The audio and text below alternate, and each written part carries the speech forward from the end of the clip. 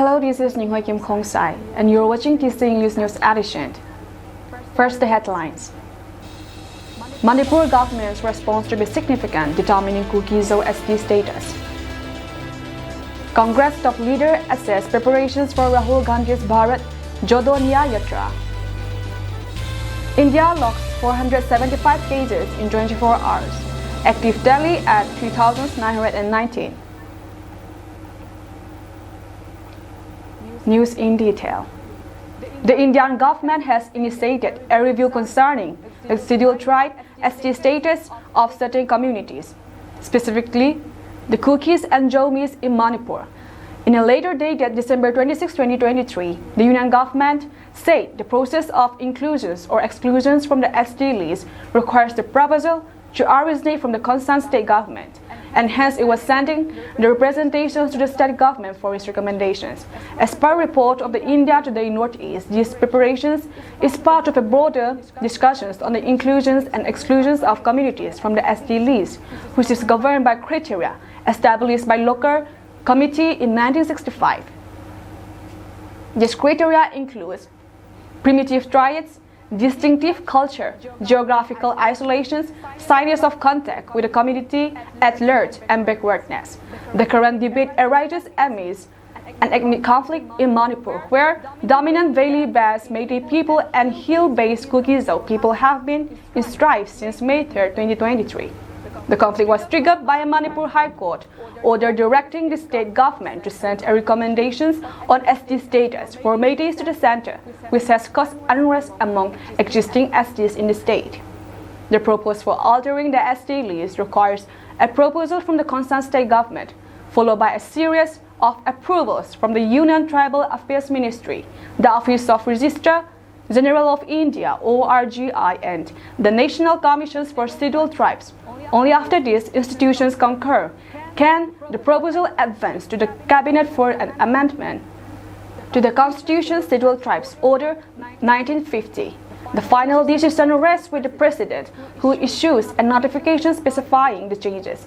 This inquiry into the ST status of Kukis and Jomis reflects ongoing discussions about the criteria for ST classifications and the adequacies of the current procedure for inclusions in the ST list, while the Center has deemed the existing procedure adequate as of March 15, 2023. It has faced criticism for being absolute and rigid, potentially excluding or delaying the inclusions of communities. The Manipur government's response to the center's request will be a significant factor in determining the future ST status of the Kukis and Jomis in the region, added the report. A Congress team led by General Secretary K.C. Venugopal reached Manipur's capital on Monday to assess the preparations for Rahul Gandhi's Bharat Jodo Yatra, a pilgrimage that will begin on Sunday from Hapta, Kangjebung in Imphal East District. The state government is yet to provide clearance for the launch of the 6,500-kilometer Yatra pilgrim. Congress Manipur in charge Girish Chodankar, who accompanied Venugopal to Hapta, Kangjebung, and state Congress leaders met the Chief Secretary seeking permission for the event. Chodankar also urged Chief Minister Ambiren Singh to prioritize Manipur's peace over party politics. Venugopal told the reporters that the Yatra is not a political endeavor, but for the betterment of Manipur's future. The Congress General Secretary said that one of the main objectives of the Yatra was to heal the wounds of the people of Manipur, which has been facing unrest for the past 8 months, and to spread the message of love and affections. He added that the rest of the country was in pain to witness the situations in the state. Venugopal said the Yatra, which will conclude in Mumbai, would seek justice for the youth, women, farmers, and the poor. He was also accompanied by Congress State President K. Megachandra, former Chief Minister Okrami Bobi Singh, and Central Working Committee member Gai Khangam, among others.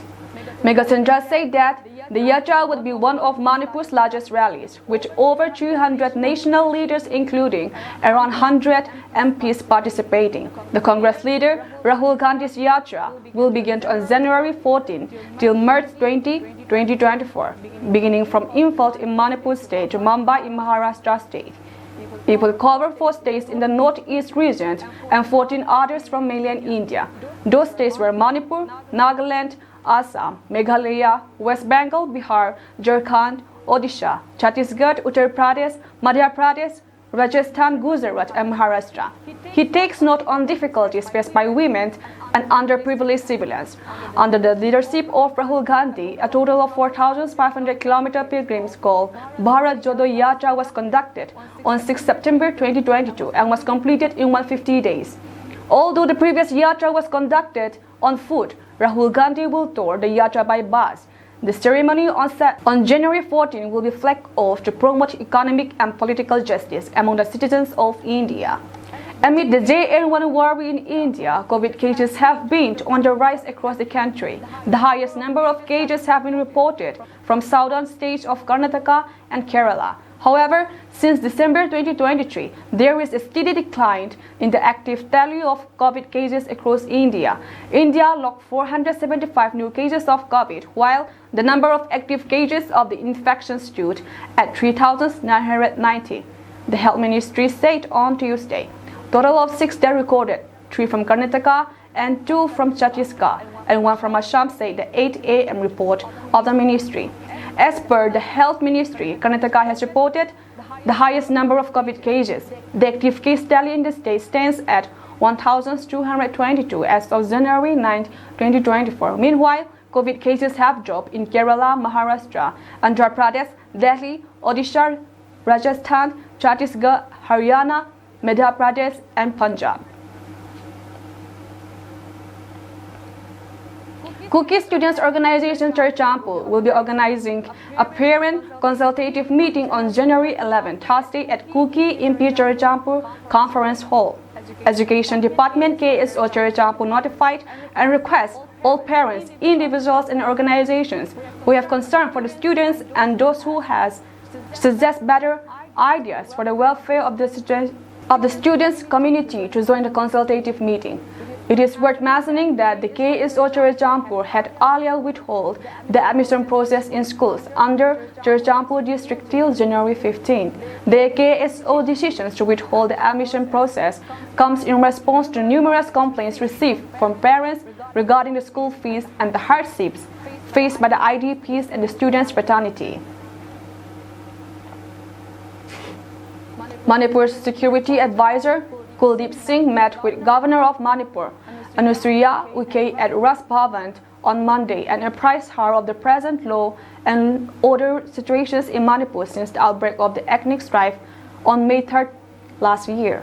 As per media reports, Kuldeep briefed the governor about the security arrangements taken up to restore peace and normalcy in Manipur and the deployment of security forces in vulnerable areas, mainly in the fringe foothill areas, to prevent unwanted incidents.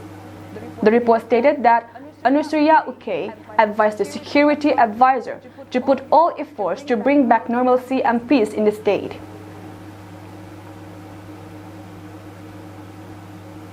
Interaction program was hosted for ex-servicemen, widows, and veterinaries of Churchampu, Lamka with Kumaon Regiment at Lisang ground today. Brigadier S.J. Tiwari, Commander, Kumaon Regiment, Torbung, attended the program as the chief guest, and Colonel Suraj Singh Chilwa as the program coordinator.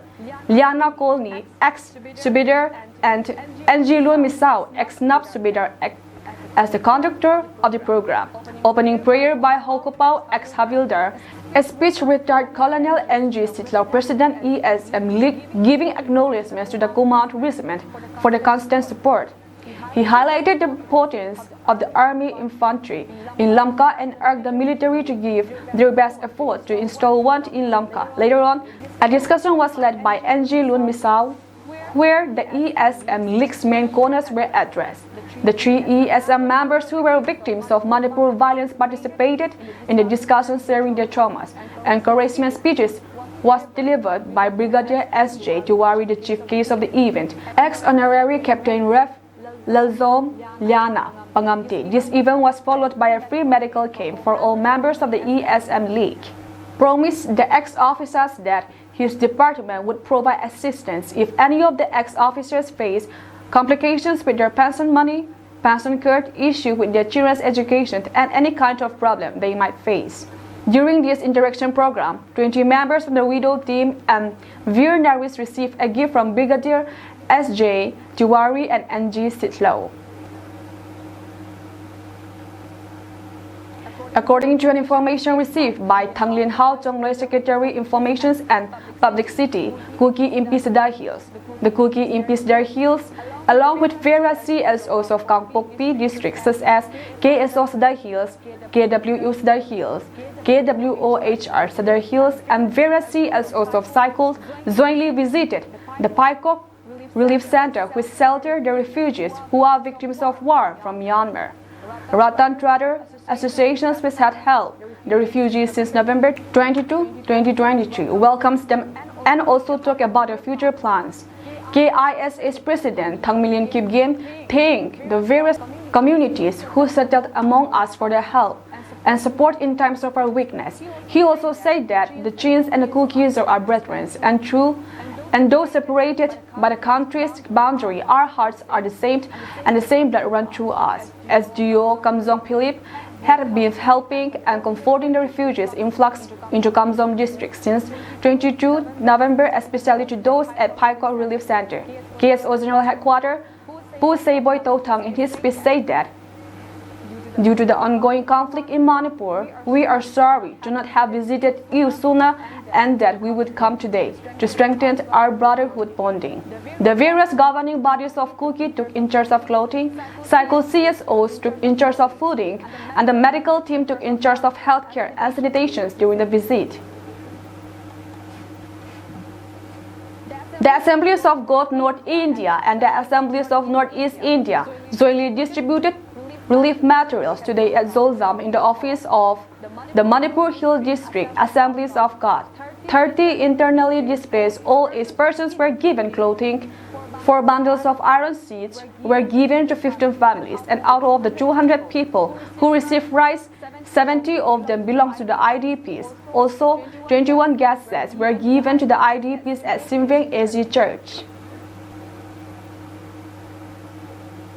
In a resolute stand against the rising threat of drugs jeopardizing the youth of the state, Manipur Chief Minister Biren Singh declared on January 9 that bold steps and sacrifices must be made to ensure the safety of both present and future generations. Someone has to take risks in order to save the present and future generations. Sacrifice must be made to protect the youth from drugs and various elements which are threatening the state, affirmed Chief Minister Biren Singh during a press conference, highlighting the gravity of the situation. The Chief Minister's statement comes in the wake of a significant joint operations and carried out by Assam Rifles and Manipur Police on January 6. As per input from India Today Northeast on January 5, the security forces successfully recovered 1.137 kg of psychotropic drug, WY tablets, along the Assam-Manipur border. Acting on specific intelligence inputs, the joint operation was initiated amid the ongoing internal situations in Manipur, where miscreants seek to exploit the circumstances to smuggle contraband and drugs across state borders. According to reliable sources, the seized 1.137 kg of psychotropic drug WY tablets has an approximate street value of rupees 1.5 crore.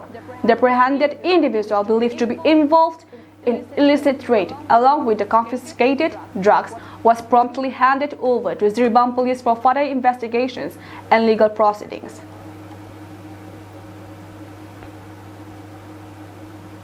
A public notification signed by Ace Laleng Moya, a commissioner and secretary to the government of Mizoram Home Department, states that Mar language is to be recognized as a major language of the state of Mizoram with immediate effect.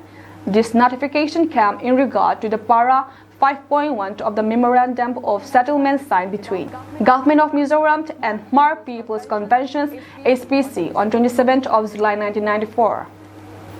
The Young Baipei Association's general headquarters in associations with Tunnu Engineering and Consultancy under the aegis of Young Baipei Associations (GHQ) Relief Committee, District Administration Churchampo today organized a YVS General Headquarters Relief Sports 2024 at Saipum Ground for 18 internally displaced persons games, which are under the supervision of YVA General Headquarters. This Relief Sports 2024 was organized In order, the inmates of 18 IDP camps to get to know each other and recreate themselves physically. Volleyball and football were the main highlights of the event. Apart from this, other amusing games were also held. A combined team of Manipur police and central forces recovered arms and explosives during search operations in valley districts of Manipur in the last 24 hours.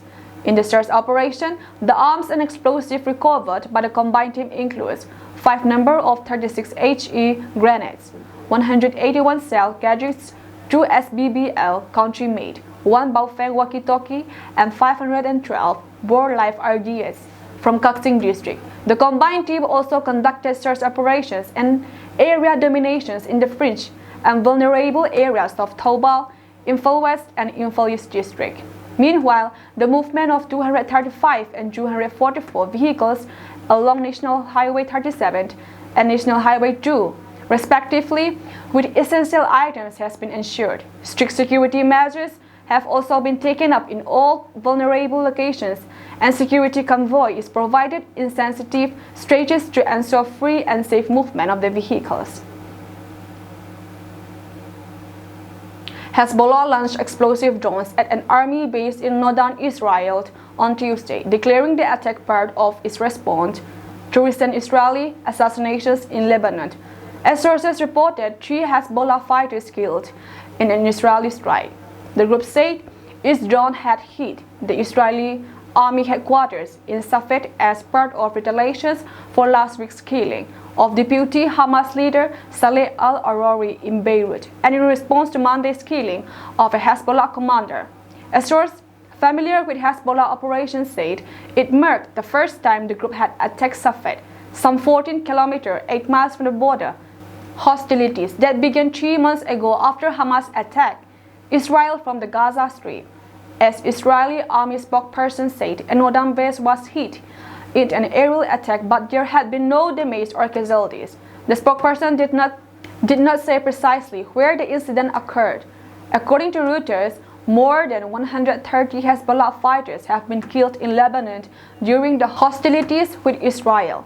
There was confrontation since they went to war in 2006. The violence has forced tens of thousands of people to flee homes on both sides of the border and had raised concern the conflict could intensify and spread further. The 3 Hezbollah fighters killed on Tuesday died in a strike on their vehicle in the town of Gandourieh in the south of Lebanon, the sources said, without identifying them. In a statement, the Israeli military said its air force attacked Hezbollah targets in Kila, an apparent reference to the Lebanese border village for Farkila, and a drone squad belonging to the group elsewhere in southern Lebanon. The Hezbollah commander killed on Monday, Wissam Tawil, was a commander in Hezbollah's elite Radwan forces and the most senior Hezbollah officer killed so far in the conflict. He had played a leading role in directing its operation in the south. Hezbollah deputy leader Naim Qassem, in a televised speech on Tuesday, said his group did not want to expand the war from Lebanon, but if Israel expands it, the response is inevitable to the maximum extent required to deter Israel. That's all from us tonight.